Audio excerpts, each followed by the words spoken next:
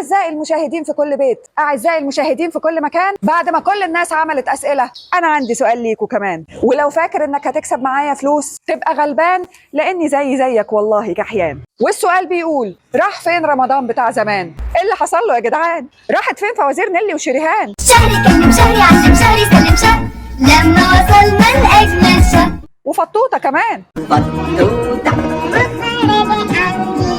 وبكار رمز أسوان.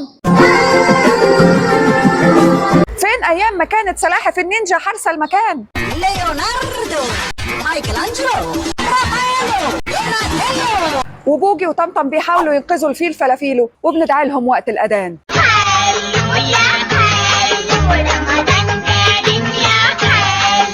ومازنجر اللي كان بيحارب الأعداء ويجري علشان ينقذ أفروديت بعد ما تضرب الصاروخين اللي حيلتها وترجع لنا مفرهدة هي كمان.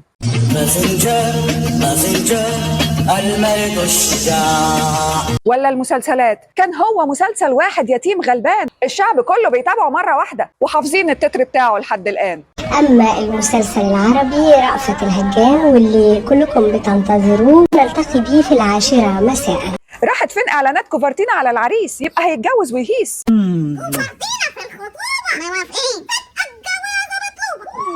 ولا بسك نوي يا بسك نوي شوكولاتة جيرسي واكلة الجو. كان جيل بيرضى بقليله طيب وغلبان.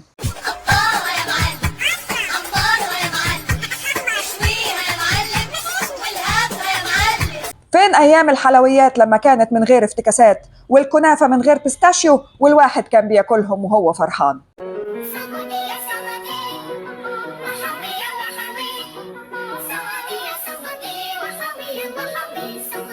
حتى الكاميرا الخفية كان فيها فكرة يا مان. زكية زكريا تقول لك بخ بخ وما كنتش تسمع من الناس ولا تيت واحدة حتى ولا أي بتنجان.